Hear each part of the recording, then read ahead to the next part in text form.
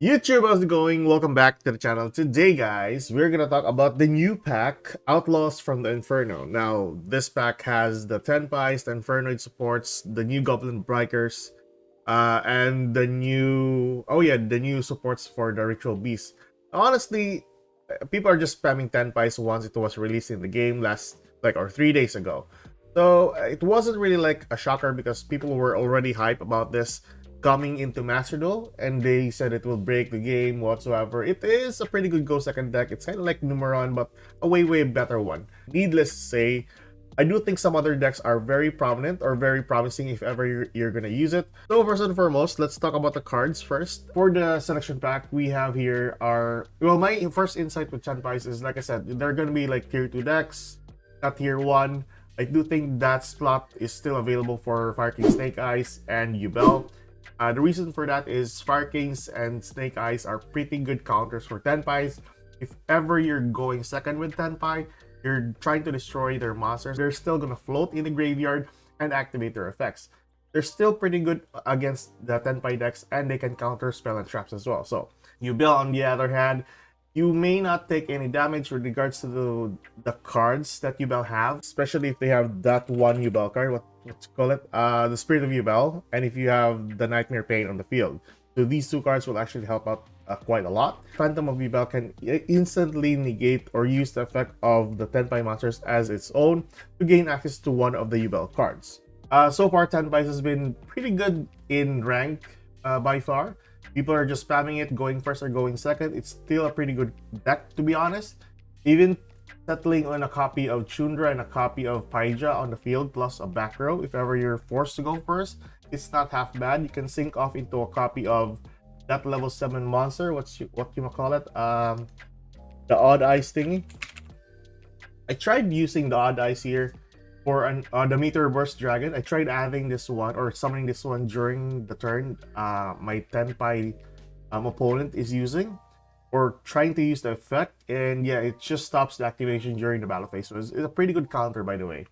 Other than that, I think there's some other good cards as well that you can sync off as well, like the Samurai, if ever. So this one is another pretty good card against the Tenpai as well. But so far, the Odd Eyes is one of my best choices in summoning to the field if ever your opponent goes directly to a battle phase.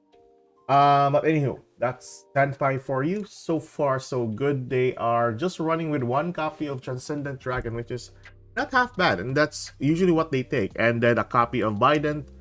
Oh, no, not the copy of Biden. The copy of the other dragon, by the way. Dragion. This one here, the Trident Dragion. About Goblin Bikers. I'm not sure about Goblin Bikers.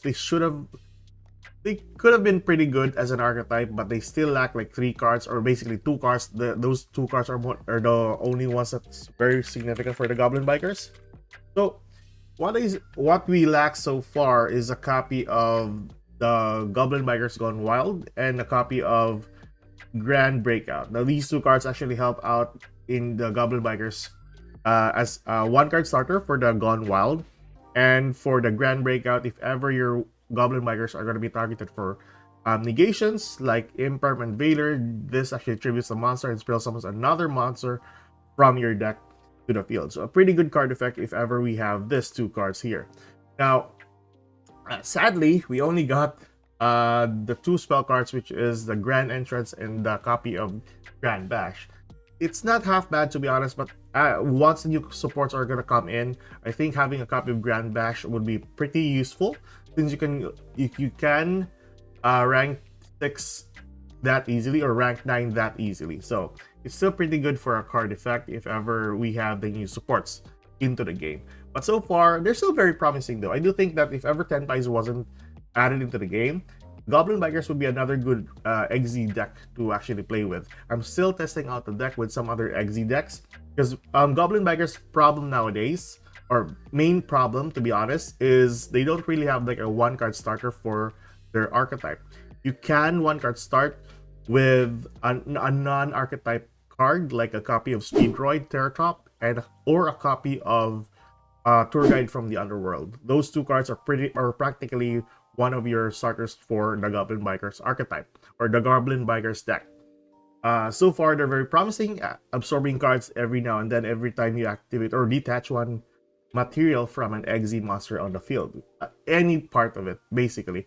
Pretty good. It's a really good counter as well for the Shangri-Ira, removing one of the materials for the Shangri-Ira if ever you're trying to destroy that monster in the field. A pretty good card effect. Also, you can absorb the Shangri-Ira or the Ariser in the field if ever this card that detaches one. So, pretty funny for a card to actually do. Very promising as well. But I'm still hoping for the new sports to come in. Next up, we're gonna talk about the Infernoids. Infernoids are kind of scary nowadays, although they're still gonna play the 60 card pile with one copy of the Grass Looks Greener. Basically a grass deck, to be honest. Very promising. I do think the setting up the card deck or the deck for this archetype is kind of neat. I've seen some gameplays, I've dealt with some, and having a copy of Void Feast into a copy of what you call it, the Flood on the field is very insane. Very scary from a time as well, and a couple of supports like a copy of Reignition and a copy of where was it? Oh yeah, here we go. The Evil, pretty good card, and they're also using the copy of Burning Blade or the Flame Tongue to gain more advantage from the Banish Pile. Even so, I do think Snake Eyes was actually nerfed with this, but I do understand that Snake Eyes was very scary at the time released into the TCG scene. But anyways, that is easily a pretty good deck if you're running or if you like 60 card piles. Uh, but yeah, that is Infernoids, Snake Eyes, or just Infernoids.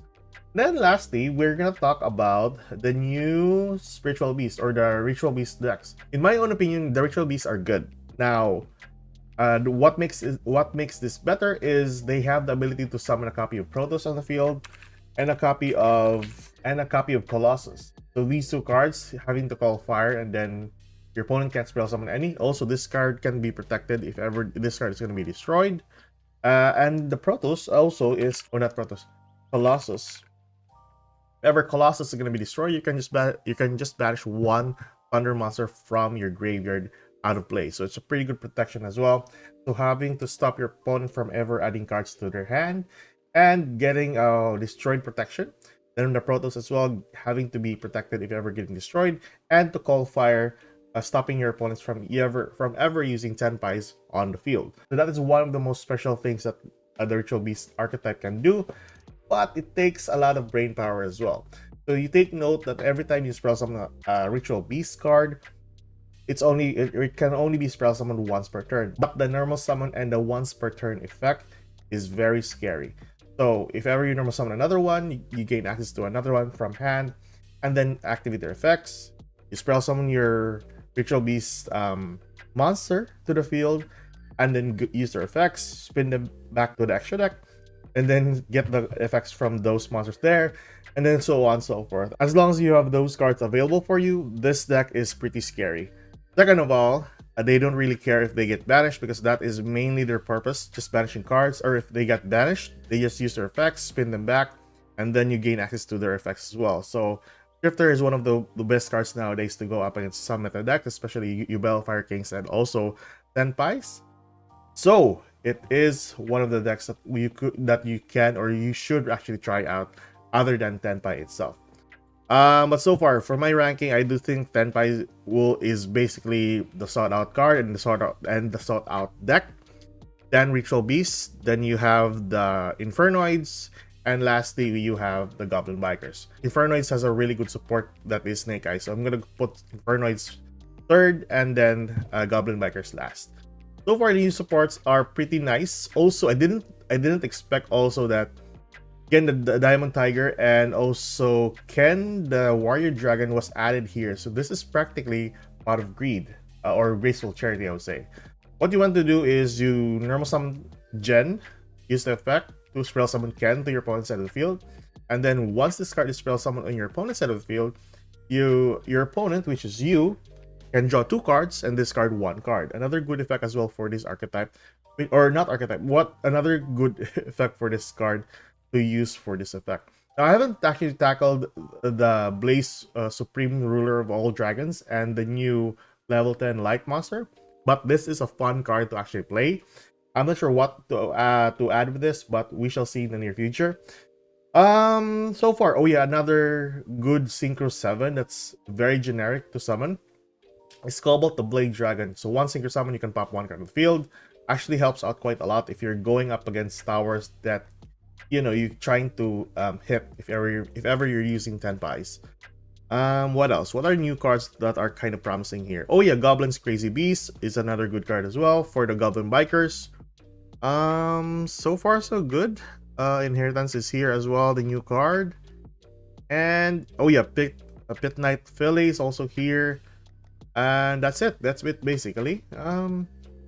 Very promising selection pack, but yeah, like I said, I really was hoping that we could have gone with the gold pride as well as part of a secret pack. Nevertheless, I think that's my view with regards to the new selection pack. What are your thoughts on the new selection pack, and how are you doing in the 3 days once 10 Pi was released in game? Tell me your thoughts in the comment section below. I'll see you guys in the next video. Keep safe, good luck. If you like this kind of content, like and subscribe. See you then, guys.